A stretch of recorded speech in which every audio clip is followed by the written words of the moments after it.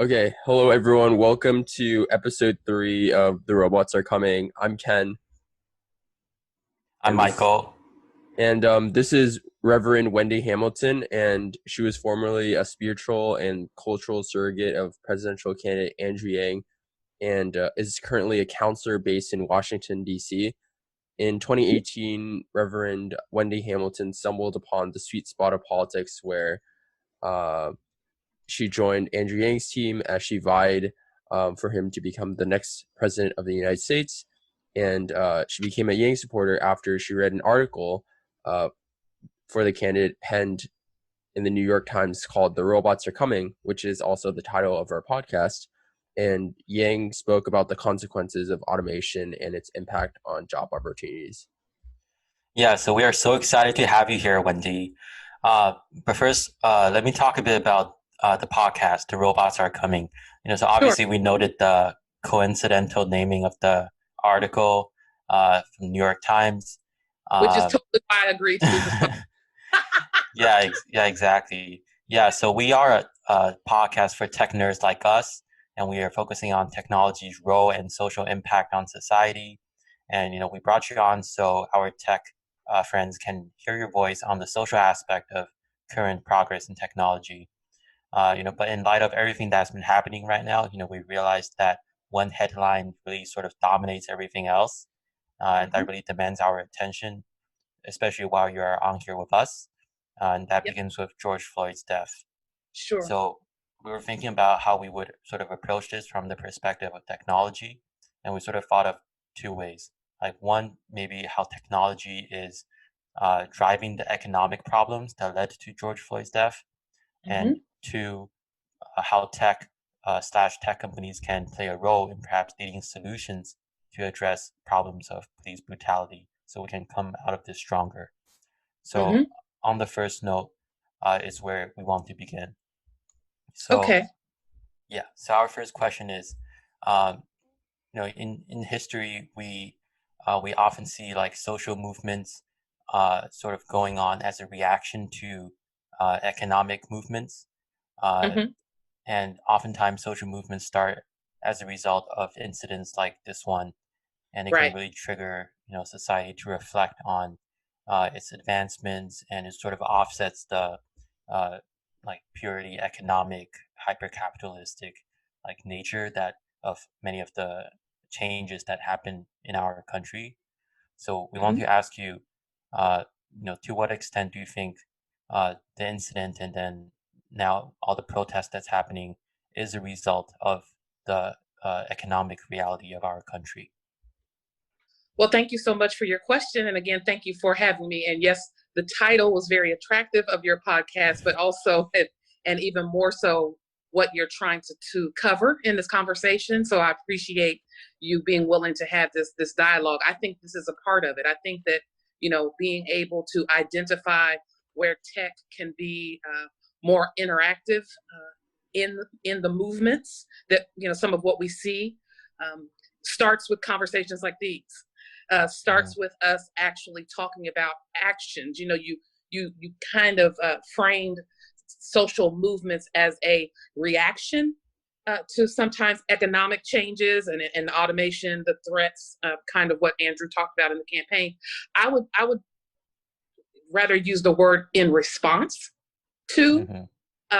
in a sense that there's many responses that come as a result of uprisings such as these, and certainly underneath a lot of what you see are these economic concerns that certainly motivate and elevate these uprisings to Mhm.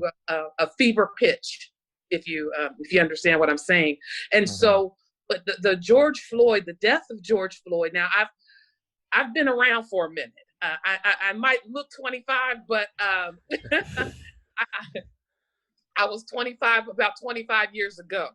So I've been involved. I've been around. I've seen a lot of movements. I've seen a lot of uh, situations similar to what has happened to George Floyd occur in my lifetime. And, even as recent as the, Trayvon Martins and the Tamir Rices and the Sandra Blands, and I could go on, where we have seen instances that have prompted folks to respond in a way that they wanted their voices heard.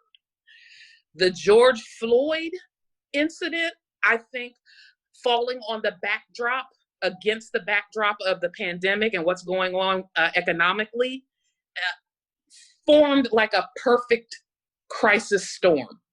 I think that what we're seeing is the response to people feeling uncertain on numerous levels.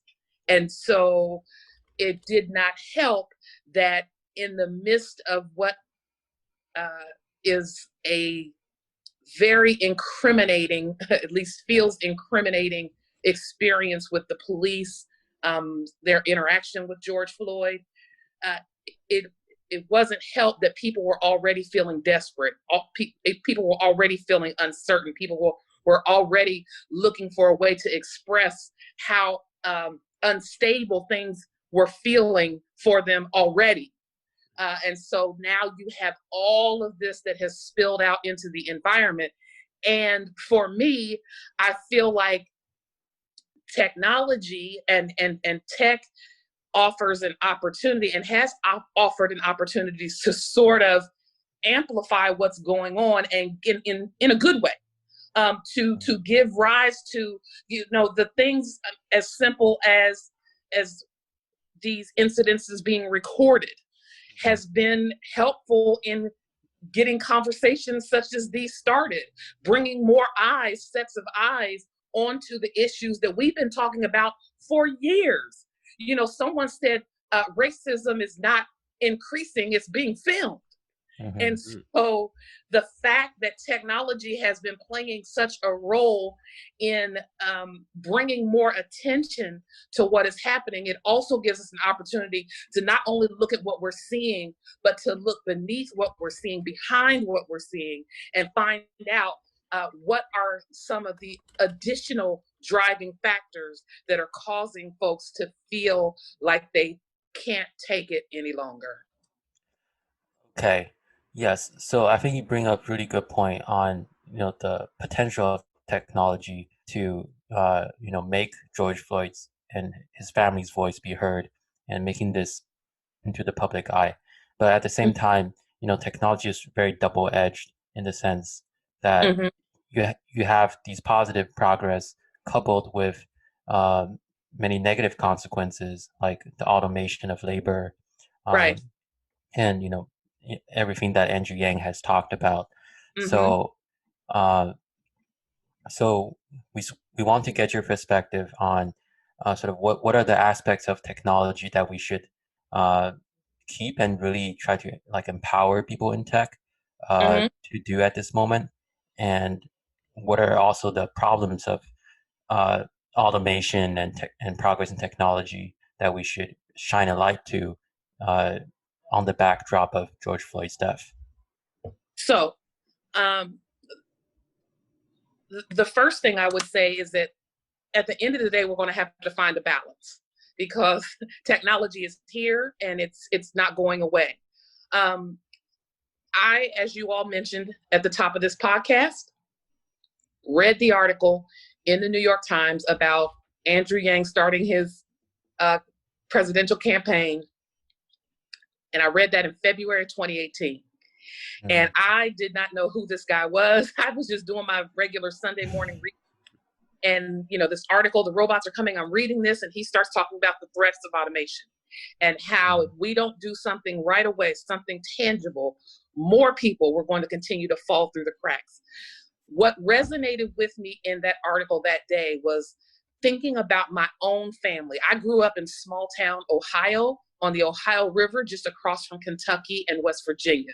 I only came to DC to go to college and stayed in this area. But my grandfather worked in the atomic plant. My grandmother worked in the shoe factory.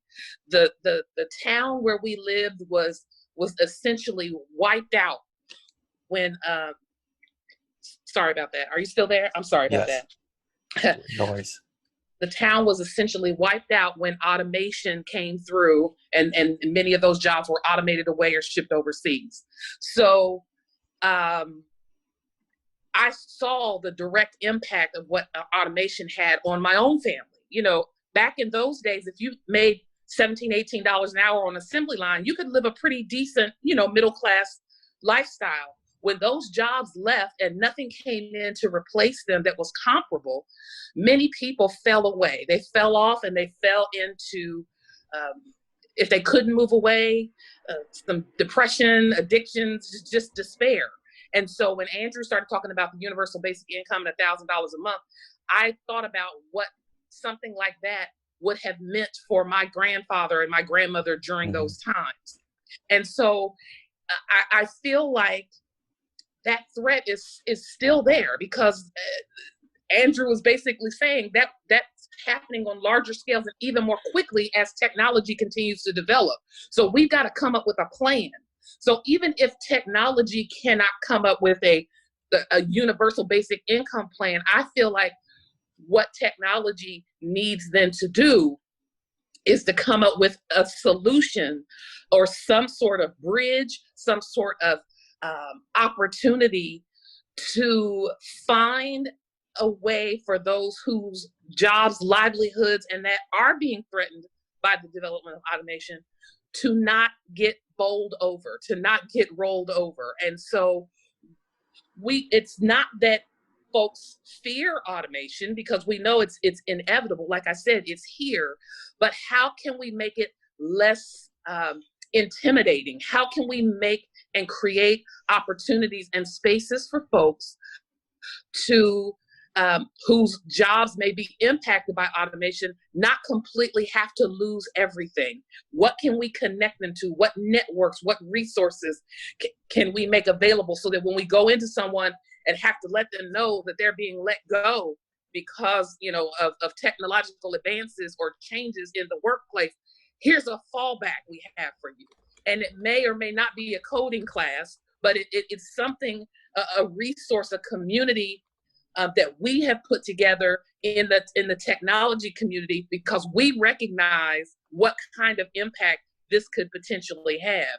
And yes, with the George Floyd, there wasn't a sort of economic desperation underpinning. You know, with him, it was stated that maybe, you know, he was being detained by the police because of the possibility of forgery or a $20 bill or something like that. And nobody deserves to be killed in the street. Let's just, you know, be clear. But what I started to also think was, why was he finding himself having to forge, or why is this about $20? And what role is poverty and economic desperation playing in some of the choices that people have to make? And so when people don't feel like they have very many options, they sometimes choose the lesser option that can bring on more problems. So I think technology can play a lot of roles in providing a lifeline and some sort of balance for people who are being displaced. Yeah, and tech really can provide not only this way to help people, but also it can affect society in ways that are unimaginable. And I just want to also ask, like, what is your opinion on UBI as a possible social safety net that you mentioned, and to solve poverty? Well, I think it is a very strong step toward eradicating poverty. And what I like about it is the universality of it, because universal means you get it because it's your birthright. It's because you're entitled to have it, and we are able to do that. We have enough money in this country to do that. It's not a handout, it's a help out. That's what we used to do in this nation. And, you know, having come from, you know, my background, you know, prior to, you know, coming to DC was, well, I take that back. Childhood was okay and young adulthood, but after I got out of college, I lost my mom, had some real, you know, challenges in life, became a single mother, and I have struggled. And you know, there were times where I wasn't sure how I was going to be able to feed my daughter. And if I had a universal basic income, if I had known or had access to know that there was $1,000 a month that, that was going to be coming in at some point to help me, we would have had a much easier way to go. Mentally, emotionally, it would have been a lot better, in terms of being able to be hopeful and optimistic that that we would make it through this phase. And so for me, universal basic income is about making it available to everyone without means testing. The safety net and the way that it's set up now, you got to qualify. And if you make $10 over a certain amount, there go your benefits.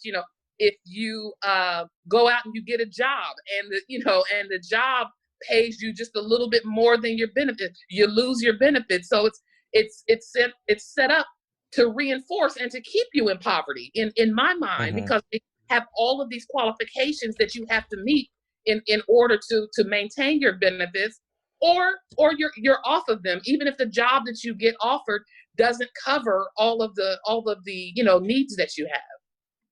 Exactly. And it's one of the things that why UBI is such an appealing case, because all these social safety net programs are sort of contradictory in a sense that even though they're supposed to empower you, like it says, the benefit is no longer there if you actually start working. Right. So, with UBI, it's a very simple solution.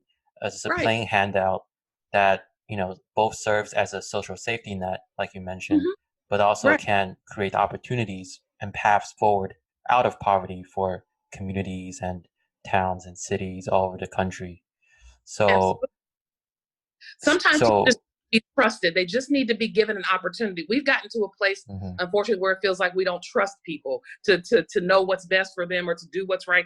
Some of the arguments I hear, well, if you give people $1,000 a month, they're just going to use it on drugs, or they're just going to, squander it. Well, you know what? That's not up to us to monitor. That's the issue with the social safety net now. Even with the programs that they provide, food assistance, food service, stamps and things like that. If they provide that, they dictate to you what you can buy with those. You can't, you can buy this, but you can't buy that. You can buy fish, but you can't buy lobster. It's ridiculous. And so why not just take all those rules away, trust people to know what's best for them and allow them to make those decisions. But we're not in the business of trying to dictate to people how they, what choices they should make in their lives. What we're trying to do is empower people to have choices to make. And one of the things, that we observed is that UBI is not like a new idea that's been invented this pandemic. It's part of a long continuum back to MLK and everything. And, you can even see like the problems with like, modern safety programs as like a form of sharecropping. Like it's supposed to keep you in poverty and, but limits like your ability to get out of the very same problems that you got into the first place. So, so we want to, we're just curious, like, why do you think UBI hasn't been adopted before from the 60s, 70s? Why is it only becoming so mainstream now? And what, role Andrew Yang had to do with it? Well, I think, unfortunately, people just didn't have the courage to take it up. I think that they thought it was a pie in the sky idea, even when Dr. King was talking about it. And that was what he was talking about the night before he was assassinated. He was talking about a guaranteed annual income to be given to families to empower them to give back to the economy. I mean, it sounds like such a simple idea. And so it makes you wonder what could be the pushback on an idea that would empower people to put money, you put it in their hands and they'll put it right back in the economy. And that's been proven as different pilots of UBI have now begun being implemented in different parts of the country.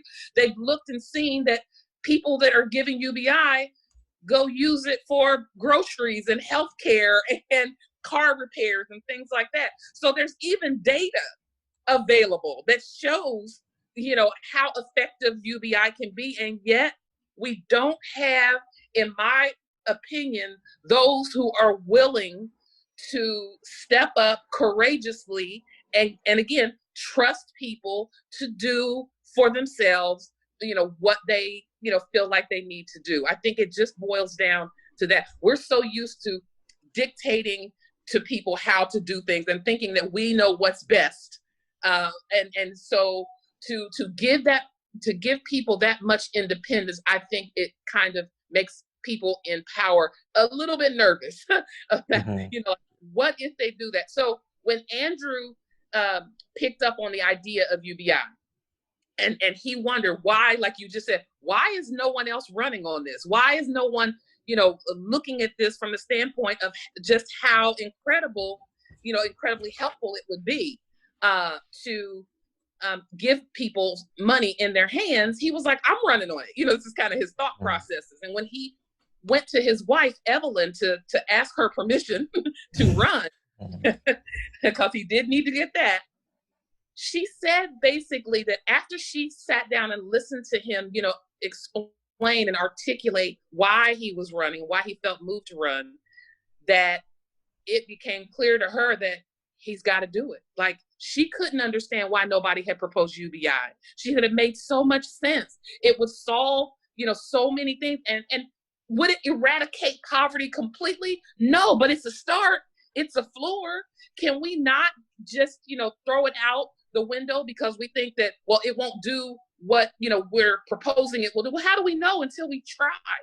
And so she told him, yes, please run. And she said she felt like it was more like a mission for him. Like he almost had to run because he had a message that no one else was talking about, but yet was so incredibly necessary that it was clear someone needed to elevate it to the national level. And Andrew has done that. He has done that.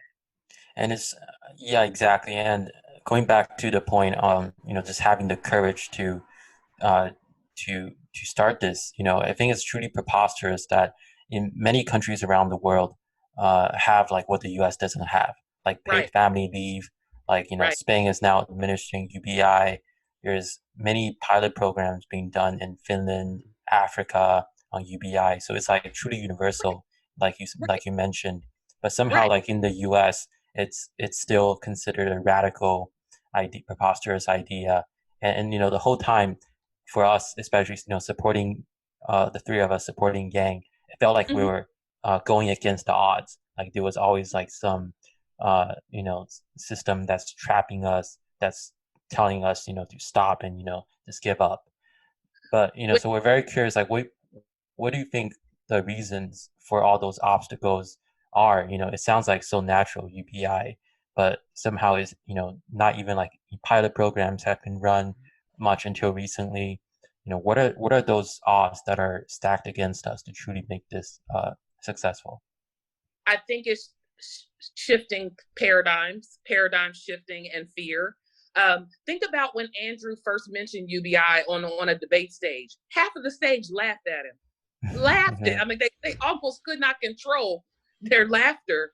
And even when he made the announcement that he was going to do a UBI, pilot, and he wanted people to go to the website, because he was going to offer, $1,000 a month. I think we got 500,000 new people on. They were laughing, but they were on that website, signing up. So I, what Andrew experienced when he first brought the idea onto the national debate stage, I think is what the other politicians feared and are fearful. They don't want to be laughed at. They don't want to be, made to feel like they're bringing up something silly. They're trying to protect perhaps their own political, reputations or future possible, runs for this officer.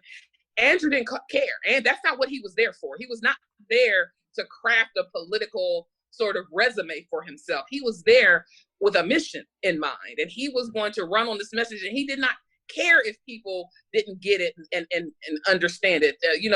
That Gandhi saying, first they, laugh at you, they ignore you, they laugh at you, and then you win. I know I'm botching it up, but, but it, Andrew had made up in his mind that this is what he had come to do. This is what he had come to introduce. And finally, as we got closer, to the end of the campaign, more people were reaching out to him, asking him, now, what's that UBI thing? What's that you're talking about? And with the pandemic coming in, after Andrew submitted his campaign and conversations around a stimulus and what we were going to, it became very clear to people, oh, we need to give people money. That's what Andrew Yang was talking about. Exactly. The idea of UBI and the conversation has taken more flight since Andrew suspended his campaign than it did prior to. So now everybody is starting to wake up to it. So sometimes it also takes like a collective sort of awakening, and before major things like this can be passed. And I think that that's what we're in the midst of on many levels. And so people are now more open because they understand. We fear what we don't know. We laugh off what we don't understand. And so not having a full understanding of it, it's easier to just dismiss it. But then you're presented with an opportunity to say, here it is, plain and simple. This is what he was talking about. Now everybody was blowing his phone up and calling him and wanting to know, how do we go about implementing this? What do we do? Now we understand what you're saying. Now they want his voice. And Andrew's like, great, cool. This is exactly what I was talking about. Yeah. And it's really important because as a result of the whole coronavirus pandemic and the elevation of UBI, 80 million Americans got $1,200 stimulus checks. And everyday Americans are using that money to catch up with things like rent, bill payments, and spending personal things on food, personal care, and non-durables. And do you think that this $1,200 check is enough, or what do you think the next steps should be? So that $1,200 check for many people was spent before it even, hit the mailboxes. Let's be clear. Mm-hmm. Many people had already, their jobs had started laying them off right away, and the bills hadn't stopped. So they were already calculating, okay, the $1,200, I'll put $600 on this, and I'll put $250 on that. So it was already spent in many folks' minds before they even got it. So no, it was not going to be enough. I will say that of the 80 million people that got it, and some still haven't gotten theirs, by the way, lots of folks, lots of people said that they thanked Andrew Yang. Like, thanks, Andrew, as if, he must have had something to do with this. That's the dude that was going to send me $1,000, and it was, so they were thinking, some people were giving Andrew credit for it, and I did, in the sense that I said, well, it was his conversations around UBI that I think even influenced what the initial amount of the stimulus payment was going to be. They started out at $1,000. When they started the conversation, they knew they were probably going to have to do something. And I was around during the George W. Bush administration when he did a tax break or a stimulus payment of like $300 or something like that. So I don't know how they came to that amount, but the fact that this stimulus payment amount started at least $1,000, I was like, that's Andrew Yang's idea right there. But it's not enough. And again, here we had an opportunity to implement universal basic income. No one would have questioned. And countries like Canada, people, they put programs in place immediately. I think Canada offered like $2,000 a month for 4 months for the duration of the pandemic. Right, no exactly. Question. They understood that this is not something that's going to happen a one-time thing. It's going to take time for people to recover. And so they are going to need ongoing help. And so we missed the opportunity to do that, but it does not diminish the fact that the conversation has begun and it's still on the table, and it's right for someone with courage to pick it up like they've been trying to do. I know Senator Kamala Harris and Senator Bernie Sanders introduced bills. They upped it to $2,000 a month. So these are some of the same folks who were on the stage with Andrew that did not see the vision, who are now pushing it forward. So I think that there's hope, and people are understanding now. So we've gotten past that, one of the biggest obstacles I was mentioning, that being the paradigm shift.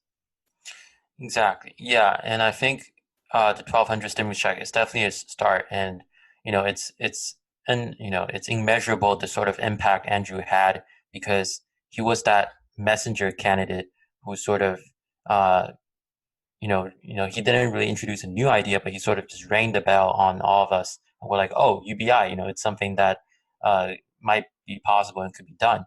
But we want to tie this back to like, our previous discussion and just the general like discussion of, the system versus the person. Because it seems like, as an example, like the day of the December debate, the statistics showed that Yang was I think like the second most Googled thing that day. Right. And yet, like, on stage, politicians were laughing at him. Right. So it's very clear, like, that, you have like the corporate media, you have the political establishment on one side, and then you have like the people on the other side. And the people might be, really interested in Yang and his ideas, but, it's because of the system, their voices cannot be heard. And they're sort of left to fend for themselves and, feed on scraps. And, with George Floyd, it's just the latest example of how, he was literally just looking for a $20 bill, and then it cost him his life. And that counterfeit $20 bill. On the other hand, you have like big corporations getting trillions in bailouts.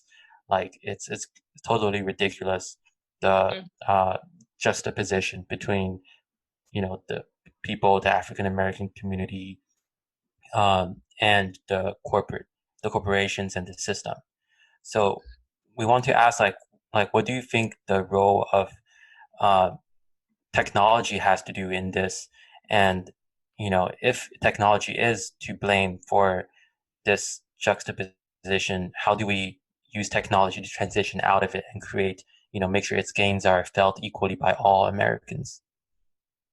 Well, I think that's what we're doing. I don't want to blame technology, because I think that it's, it's got its goods and its evils like anyone. But I also, if I'm understanding your question correctly, in terms of the, the corporate versus the people, if you will, I feel like, especially in Andrew's case, that knowledge of who he is and his messages would not have been amplified without technology. He started out as the internet candidate. That they kind of brushed him off as that, like, oh, he's just a guy who's got a huge internet following, and they did not take him seriously. So I feel like in many ways, while technology does have some disadvantage or might put some people at disadvantages, there's also advantages that provide an opportunity for technology to champion people, champion the cause, to give voice and to give rise to those who might feel like, I can't go up against said corporation.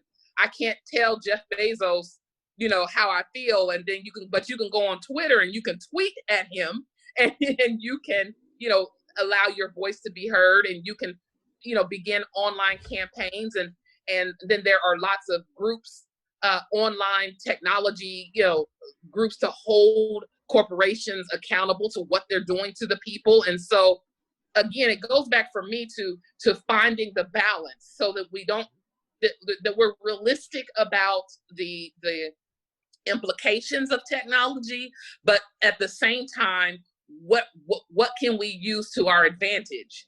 We can sit around and we can lament about the things that are coming down the pike, and that's all well and fine. But what are we going to do in response to that? What is technology going to do in response to that? Andrew often talked about, I've got friends, he would say, who are working on putting truckers out of business right now, with the design and things that they are coming up with and creating. Okay, but are those same folks thinking about ways in which they could empower those truckers who they're putting out of work to connect with other resources that might, help them begin to generate a different, method of income? So are they creating networks? Is technology setting up support networks, perhaps, to help people stay connected who have been impacted by automation? Because sometimes there's power in that, people being able to come together and talk to one another about what they've been able to do in response to their job being automated away. So I feel like if I'm someone who is going to go out there and displace a lot of people, I would feel, I don't want to say I feel better about it, but I would try to lessen the blow by connecting those said people to other resources that might lead them to another way to empower themselves. Yeah, and I think there's a sort of a, and that's exactly where the audience of this podcast sort of comes in, because we're all very excited about technology, but as a result of the ongoing events, people, I think, we're starting to see that technology is more of like a rate of change. It's like a throttle, but the actual direction you have to set. But technology is only gonna give you faster or get you there slower. But you need, people like Andrew and social leaders like yourself to point us in that direction that we can go in. So on this note, we want to transition to ways that technology could be used to address the current problems, like police brutality, and create the sort of networks and systems that you mentioned that could lessen the blow and empower people to have more options in the future. Yeah. One of the things I kind of made a couple of notes when you had initially asked that, and I was, what was a way that technology could sort of shine a light on some of the, the issues that were happening in today. One of the things I was writing down was, I'd love to see, people in tech elevate and amplify Black causes and voices more.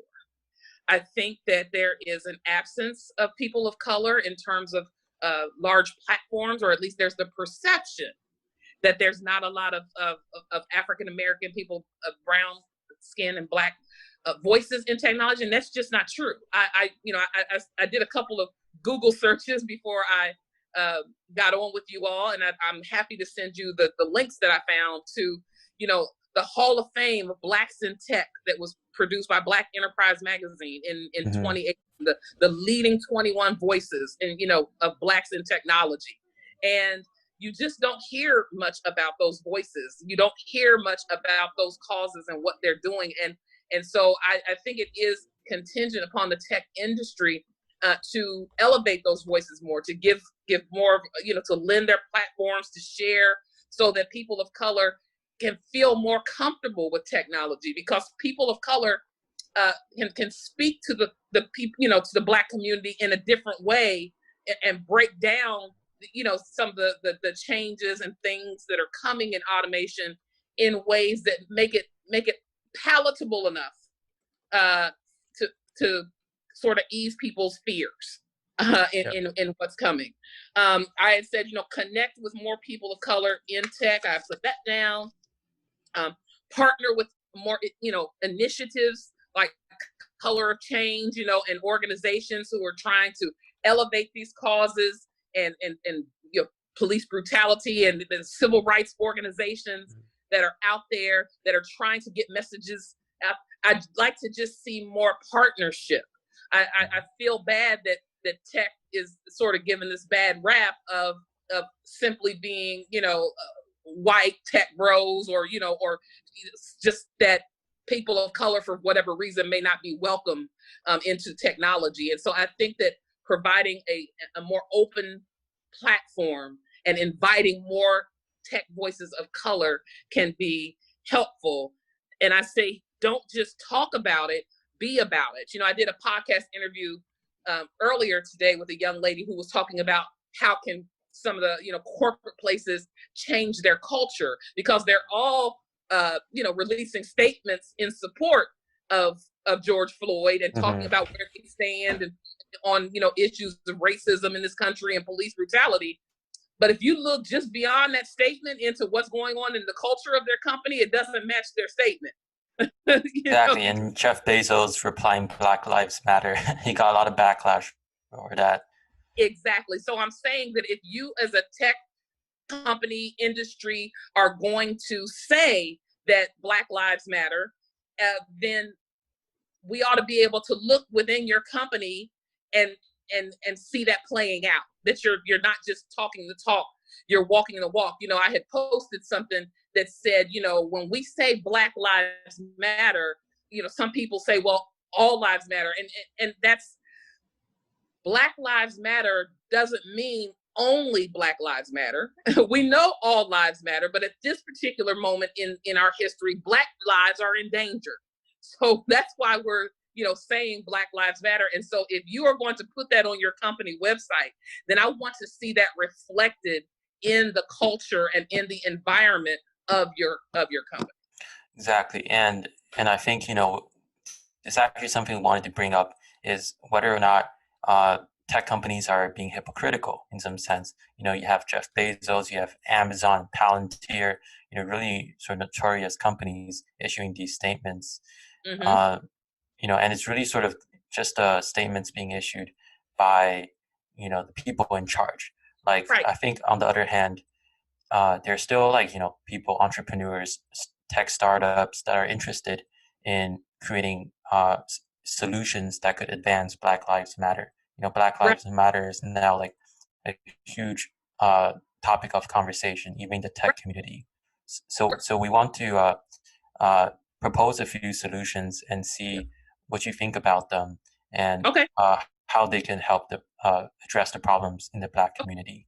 Yeah, and beyond the partnerships that tech companies already have, how can potential solutions like personal guns, body cameras, and the Citizen app, and the Citizen app is essentially this app where you can record crime where it occurs with your phone.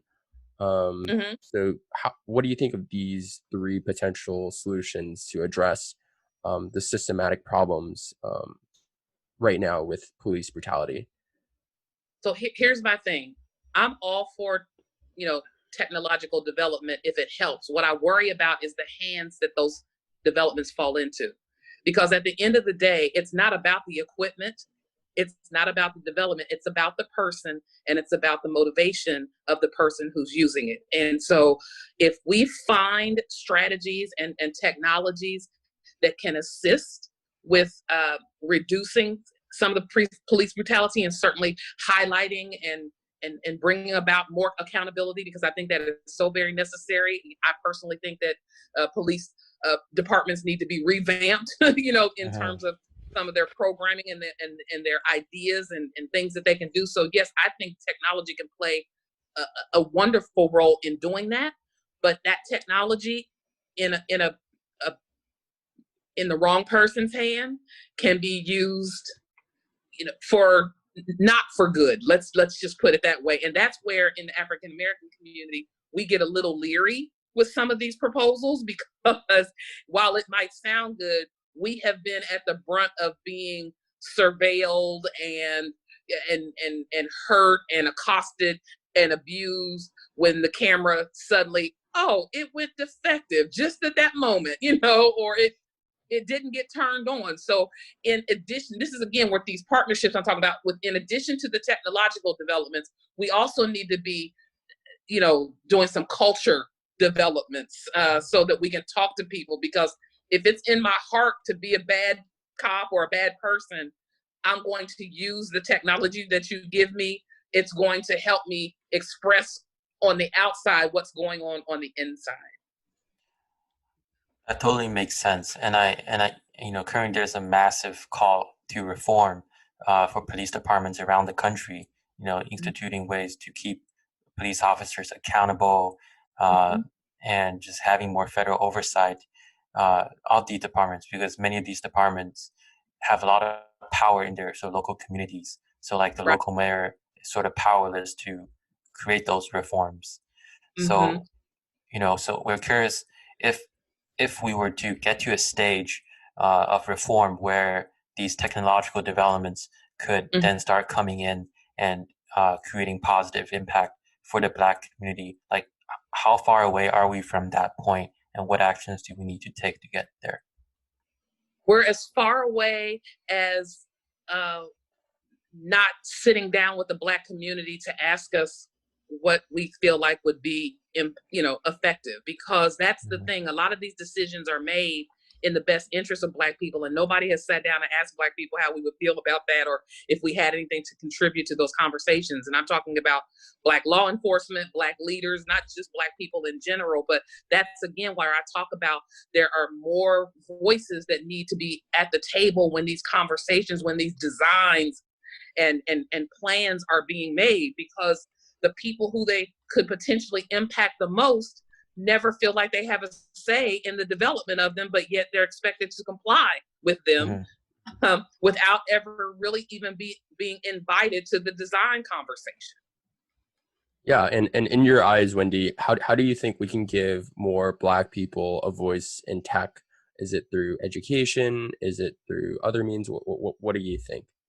Well, like I said, tech is not my background, so I would like for you all to reach out to some Black people in tech and talk to them, because they've got all sorts of proposals and ideas and programs and initiatives that have already been established that no one is talking, they don't have the same audiences or platforms to get those ideas out there. And so again, I'll send you the links that I have, but I think that talking to more Black people in technology who are already working on these things is going to be a start. That's the place to start.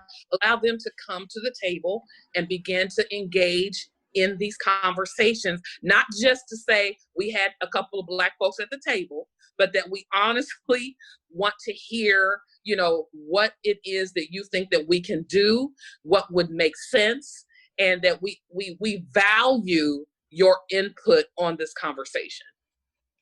Yeah, and I think the sort of the two developments that some of these better tech companies are doing is one, increasing diversity, getting more Black engineers, giving them roles in corporations as managers, etc., that they can voice those opinions. And secondly, actually in the product design process, going to Black communities and testing whether or not those the consequences of those products, because like you said, right now many of these engineers, they're very focused on just making things work better and faster.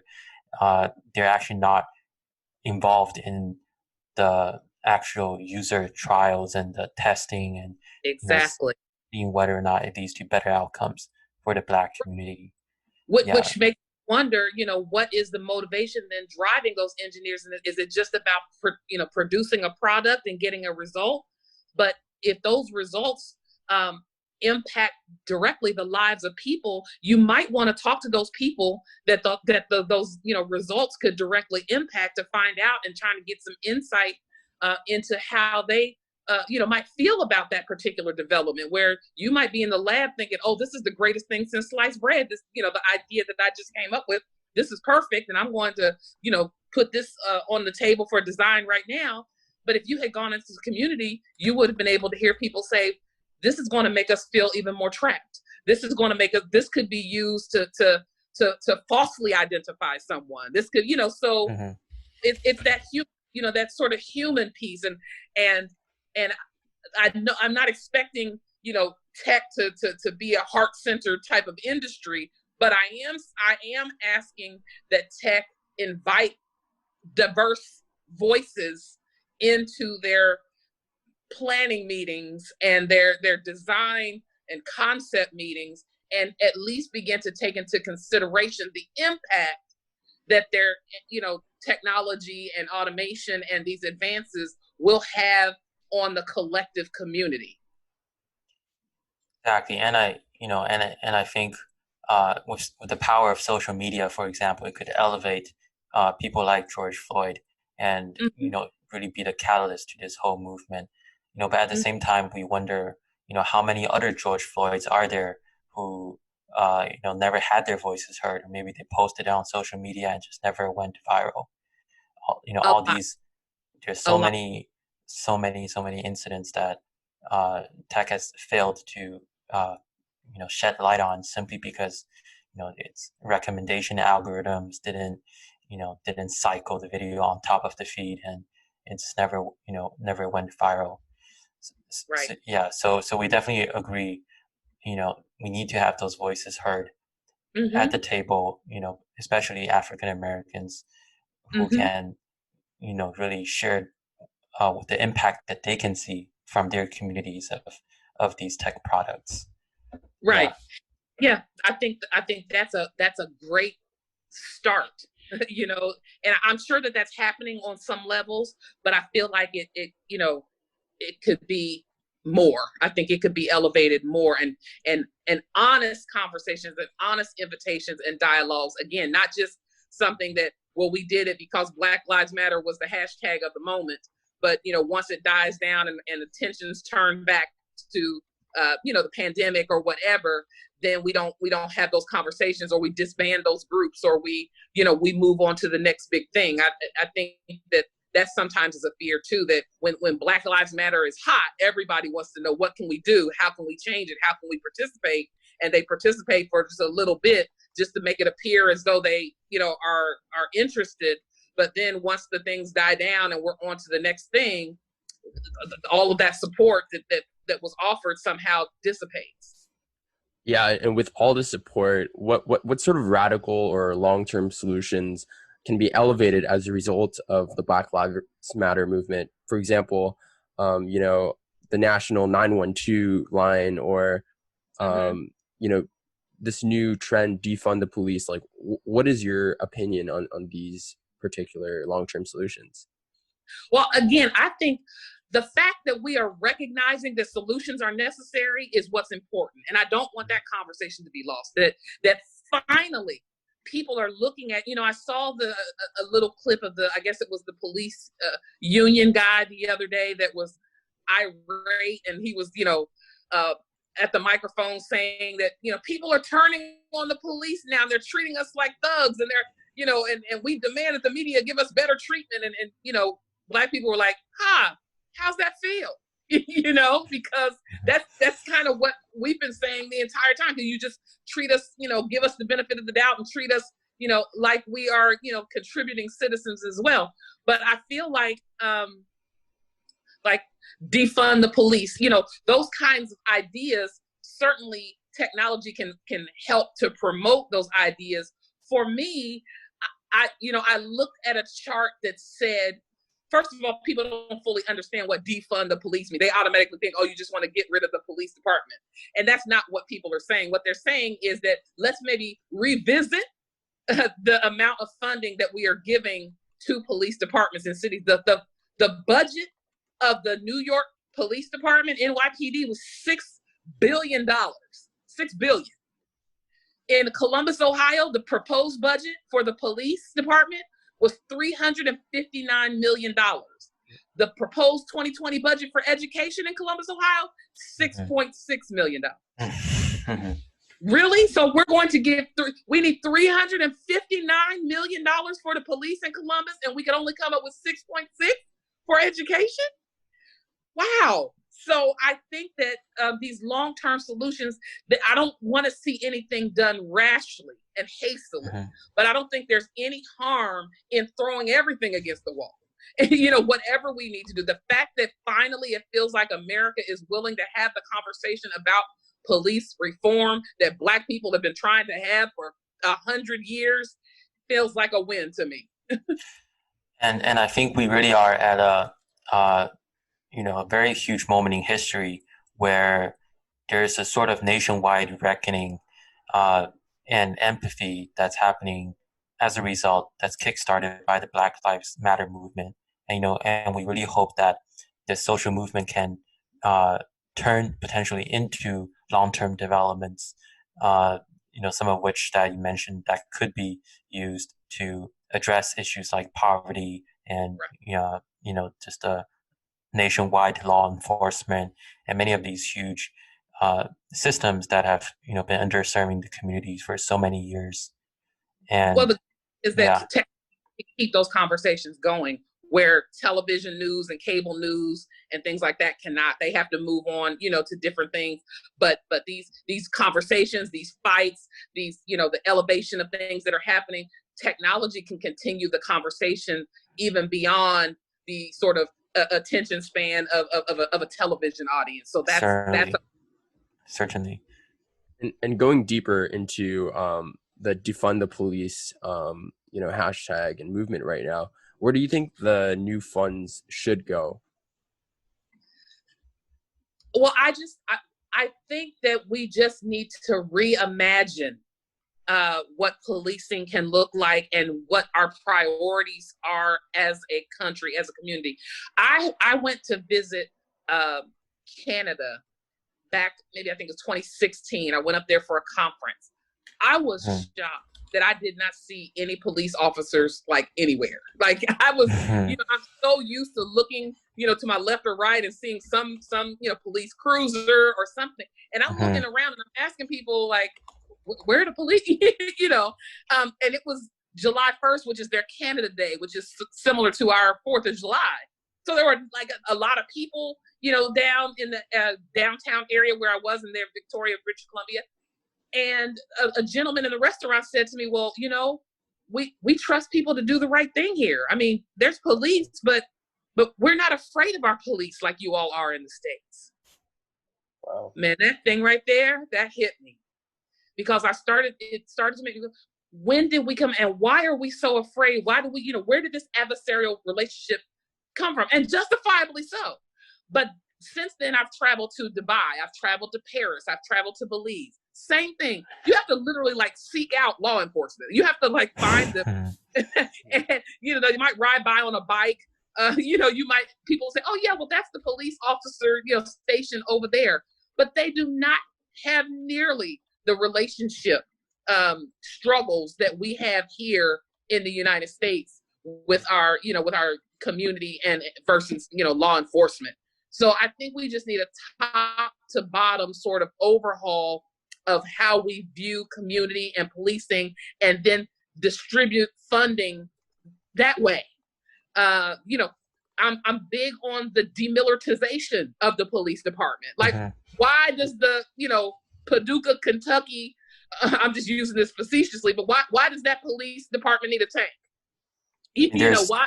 The contract with the Pentagon and like the contract that Trump revived, they're selling those weapons to the police. So the police are like, we might as well use it since we have it. Right, but what's the rationale behind that? That's what I'm saying. I need us to think. So you took some of the police funding that you received and decided you wanted to buy weapons of war to have on the streets in your community. So if in my thinking, if I am purchasing weapons of war, that's in my mind, I'm looking to use that against the enemy. Okay, and the enemy that you are sworn to protect is your community. So it's like the war on normal people, Andrew's book, but literally. Literally, right? So yes, when they say defund, this is what they're talking about. Redirect might be better. Can we redirect some of the funding for the police into a way that cultivates a better sense of community that doesn't pit us in fear and against one another? And perhaps there's some community policing things that can be brought to the forefront, but I just think that we can reimagine and be much more humane in our approach. We have glorified this need to feel safe in this country. Like we're constantly like, we got to give all the police this money because they got to keep us safe. Why are we constantly responding to fear? Why is everything and every decision we made rooted in this idea that we have to be afraid of something all the time? Yeah, and because what it has done is it's now trickled down into the way that we relate to each other. Yeah, and building on what you've observed in other countries, Wendy, what is your reimagining of the police force of the future? What is your vision for this sort of top to bottom overhaul? Well, I'd like to just start with rebuilding the relationship between the community and the police department. Quite honestly, I just like to not be afraid of the police. And let me say, I tried not to be. Like I mentioned, I'm a single mother. I've always raised my daughter to not be afraid of the police, if you will. I said, if you're ever out in your car, my daughter's 26 now, 27. Oh my goodness. But when she first started driving and things like that, I said, listen, if a police officer pulls up behind you, you don't have to be afraid if you haven't done anything. You know what I'm saying? Just be calm. And so even when I pull over, if I know I haven't done anything, then in my mind, I don't automatically get afraid because I haven't done anything. So I want to wait for you to come and tell me what I've done. And some people might think that that's naive, and I'm not dismissing the fact that some people have done that and still gotten shot. But I'm saying that I would like to be and live in a world where we don't have to automatically fear the police, that we can get back to this notion that the police showing up because they're here to protect and to serve. Yeah, and how can tech be used to build those relationships rather than tear down those relationships, like with the George Floyd incident? Well, I think it's just amplifying messages and examples of where that is happening. I think it was Camden, New Jersey. I saw a story online where they essentially disbanded their police department and rebuilt it in a way that they felt like was more effective. And so highlighting and amplifying these examples and stories, I think, can be helpful. And I think that's a way because you may not see that on the cable news, but it's being done. Minneapolis, they just voted to disband their police department and try to, put together something new as well. And so I think highlighting, we want to highlight all the atrocities and the brutality, but to balance that feeds into the fear culture. You know what I'm saying? It might get ratings and it might get clicks and retweets and all of that, but it also breeds fear. So if technology can also begin to highlight and to emphasize and to elevate the positive things that are going on, in some ways it can begin to counter the fear narrative and change sort of people's ideas around what policing could be. And I think, it's been really empowering seeing like stories, social media articles of like police kneeling down with the protesters, right, of them, taking a kneel, being part of this movement, right, and seeing those being elevated should really be the goal of technology, right, and social media. Elevate them kneeling now, but go check them in 6 months and make sure they're still kneeling. Okay, so I appreciate the solidarity that folks are showing, but I want to see it go beyond simply the solidarity that you're showing in this moment. Like I said, once the tensions have moved off of what's happening right now, I want to come back 6 months from now and find out, have there been some significant changes in the way you relate to your community, and are you still kneeling if another Black man gets shot, in your neighborhood? Yeah, and it's sort of just the nature of social media to always be focused on the present. What it's clickbait and what can increase ratings. Right. But so we want, there's also been a lot of complaints recently about Trump's use of social media and what could go and what could not go on these platforms. So what is your opinion on what's the sort of measures and regulation that we need these social media companies to take in order to, like you said, keep these messages long lasting and the conversations going? Well, I just think that they need, whatever their policies are that they're going to put in place, I just need them to be distributed and enforced equally and fairly. I think that that's important. I think if you're going to put a policy on the books that says you can say this or not say that, or that you recommend that, that this type of conversation and dialogue take place, then that they stick to that, and that they are not selective as it might appear in how they are implementing their said policies. So I'm a big person in terms of, critical thinking, and you're always going to have, articles and tweets and things like that. It's up to you at the end of the day to decide, do I believe this? Do I take this in? Do I not?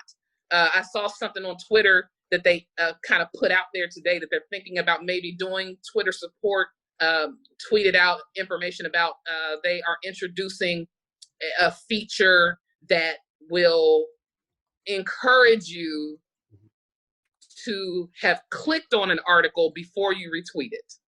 That that they're testing this out to see, because they want to encourage dialogue and informed conversation. And so rather than folks just quickly retweeting out because they read a quick headline or a clickbait headline, they're going to implement a second, like, before you retweet this, how about reading it? How about actually clicking on the link?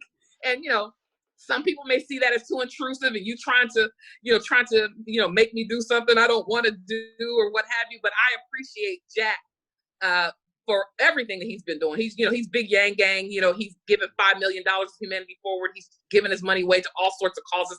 And he is trying to walk the walk. He's not just putting policy out there. He's implementing it. So I appreciate him even trying to deepen dialogue on Twitter by saying, don't just be, quick to click, retweet clickbait. Read it first. And then maybe you can have a more substantive conversation with someone about it, before just sending it out based on, a quick glance of what you saw.